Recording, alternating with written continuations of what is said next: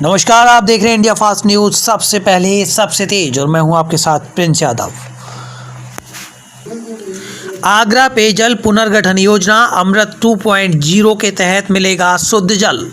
अमृत 2.0 कार्यक्रम के तहत ट्रांस यमुना योजना को 412.94 करोड़ की लागत से स्वीकृत आगरा पेयजल पुनर्गठन योजना का बड़ा लाभ मिलने जा रहा है।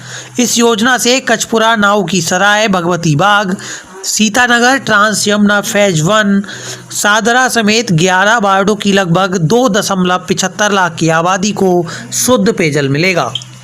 आपको बता दें कि प्रेस वार्ता में आगरा सांसद प्रोफेसर SP सिंह बघेल और मेयर हेमलता दिवाकर, एतमादपुर विधायक डॉक्टर धर्मपाल सिंह ने ये जानकारी दी। आगरा से संवाददाता विश्वनाथ प्रताप की खास रिपोर्ट।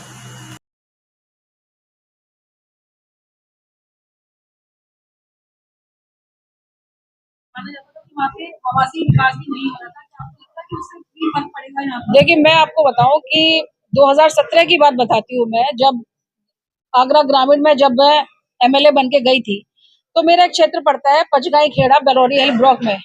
वहाँ आपको पता होगा सांसद जी, इतनी बुरी हालत थी कि यंग एज में ही लड़के पूरे उनके बाल उड़ गए हैं, पैर खराब हो गए हैं, आंखों से उनको बीमारियां लग रही थी, गले में बीमारियां लग रही थी। तो जब मैं 2017 में वहाँ सेवक बन के गई थी, तो मैंने माननीय मुख्यमंत्री को सबसे पहले यही कहा था कि फ्लोराइड वाला हमारे 3 ब्लॉक हैं, तीनों ब्लॉक पूरे पूरे डार्क जोन में जा चुके हैं। तो अच्छी बात यह कि माननीय मुख्यमंत्री जी ने मेरी उस बात को सुना और वहां पर सबसे पहले एक लंबी दूर से हमें लाइन लानी पड़ी मीठे पानी की, और वहां पर एक टंकी की व्यवस्था की। तो आज मैं देखती हूँ वहां के लोगों को बहुत अच्छी व्यवस्था पानी की मिल रही है। तो अभी अब हम सब लोग जानते हैं कि पूरा आगरा हमारा डार्क जोन में आ चुका है, बल्कि मीडिया के माध्यम से भी मुझे ये बात कहने में कोई गुरेज नहीं है कि आने वाले टाइम में मुझे लगता है 5 साल, जो हमारे एक्सपर्ट हैं पानी के, उन्होंने बताया कि 5-6 साल में आगरे का पानी पूरा खराब हो जाएगा और पीने के लिए भी पानी की व्यवस्था नहीं बनेगी। ऐसे में हम अपनी केंद्र सरकार को और राज्य सरकार को धन्यवाद देते हैं कि उन्होंने गंगा जल योजना जो हमको दी है, चाहे वो फतेहपुर सीकरी हो, चाहे हमारा आगरा शहर हो, दोनों के लिए जो योजनाएं दी है, ये हमारे लिए बहुत बड़ी उपलब्धि है। इसके लिए मैं केंद्र सरकार और राज्य सरकार दोनों को धन्यवाद देती हूँ। माना जाता था कि वहाँ पे आवासीय विकास भी नहीं हो रहा था। क्या आपको लगता है कि उससे भी फर्क पड़ेगा यहाँ पे? देखिए, मैं आपको बताऊं कि 2017 की बात बताती हूँ। मैं जब आगरा ग्रामीण में जब मैं MLA बन के गई थी, तो मेरा एक क्षेत्र पड़ता है पचगाई खेड़ा बलौरी हिल ब्लॉक में। वहाँ आपको पता होगा सांसद जी, इतनी बुरी हालत थी कि यंग एज में ही लड़के पूरे उनके बाल उड़ गए हैं, पैर खराब हो गए हैं, आंखों से उनको बीमारियां लग रही थी, गले में बीमारियां लग रही थी।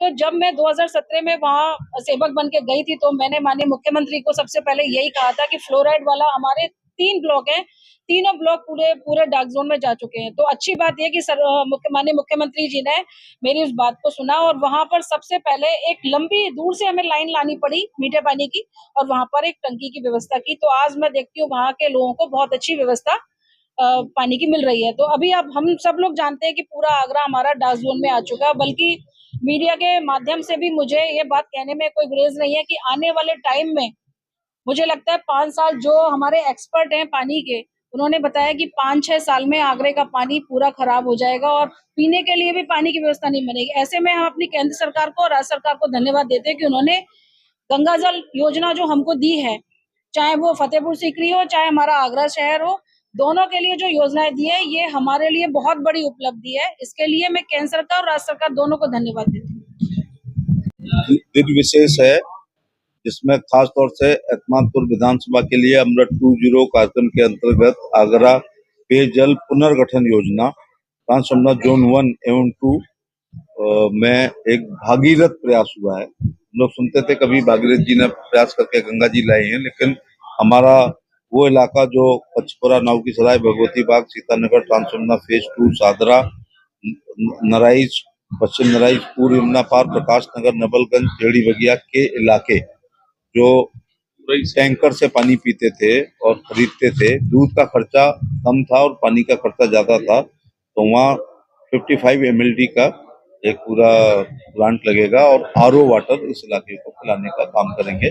इसमें हमारे केंद्र सरकार और राज्य सरकार का बहुत बड़ा योगदान है और हमारी मेयर साहब ने एक DPR बना के ने भी जहां हमें जरूरत हुई हेमलता दिवाकर जी ने हमारी मदद की, हमारे पीछे सभी हमारे मंडलाध्यक्ष और सभासदों ने भी जी जान से मेहनत की और उसका परिणाम है कि ये 413 करोड़ रुपए की स्वीकृत लागत से हमें एक योजना मिली है।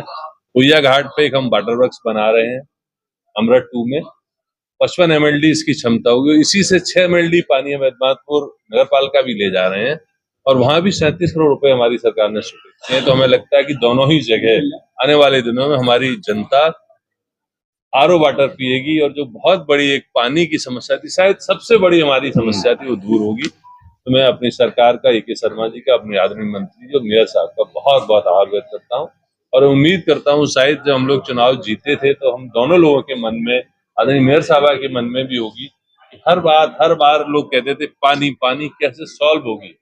हमें भी नहीं लगता था कि हम इतनी बड़ी समस्या का सॉल्व कर पाएंगे, लेकिन सरकार ने साथ दिया, योगी जी का आशीर्वाद मिला, AK शर्मा जी का और माननीय मंत्री जी और मेयर साहिबा ने भी इसमें बहुत मेहनत की और हमें सफलता मिली है। उम्मीद है हम सबका, हम तीनों लोग अब ताकत लगाएंगे कि 18 महीने में ये योजना शुरू हो जाए, जनता को पानी मिले। और निश्चित रूप से बड़ी शर्मंदगी की बात थी, जब हम लोग पानी बिकता देखते थे तो हम लोगों के मन में भी एक बेचैनी होती थी, आखिर हम लोग क्या कर रहे हैं। लेकिन निश्चित रूप से आने वाले दिनों में हम लोग बहुत जल्दी मिलेंगे। एतमादपुर की में अभी बहुत बड़ी योजनाएं आने वाली हैं, बहुत हर महीने हम लोग आपके सामने माननीय मंत्री जी के साथ, मेयर साहब के सामने आएंगे। हमें अभी 2 बड़े पुल मिलने वाले हैं, एक RO भी मिलने वाले हैं, हमारी कार्य योजना सफलता से जा रही है। हमें कई रोडें भी, जलेसर रोड की भी जो बाधाएं हैं बहुत जल्दी दूर होने वाली है।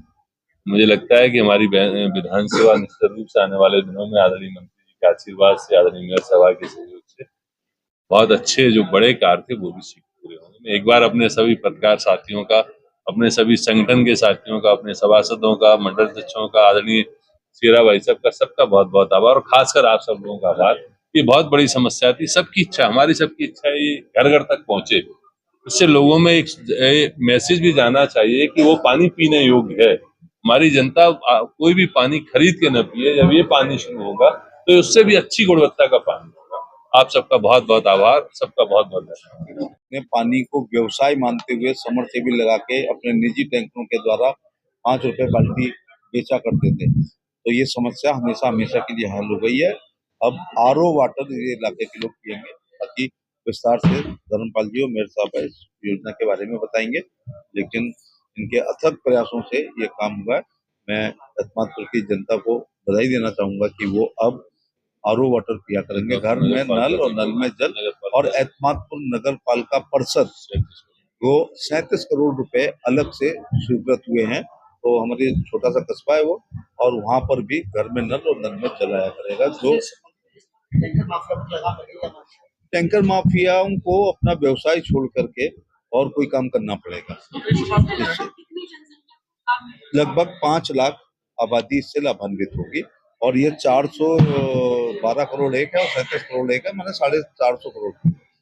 अगर 100 साल हम लोग जिंदा रहें और MP MLA भी रहें और हारे ना और पूरी निधि लगा लें तब काम हो। ये है, इसका लाभ हमें इसलिए मिला है कि डबल इंजन की सरकार होने की वजह से सत्ता पक्ष के मेयर, सत्ता पक्ष के सांसद, सत्ता पक्ष के विधायक होने के कारण ये है। हम ये ऐसा नहीं है कि हर जगह बराबर जा रहा है, ये विशेष प्रयासों से लाया गया है। 18 महीने इसका टारगेट रखा गया और वैसे भी हमारे दिमाग में 27 हमेशा रहेगा, तो उसके पहले आगरा के एयरपोर्ट से भी कई शहरों के लिए जहाज टेक ऑफ हो जाएंगे और ये अमृत योजना में शुद्ध RO वाटर 5 लाख जनता पिएगी।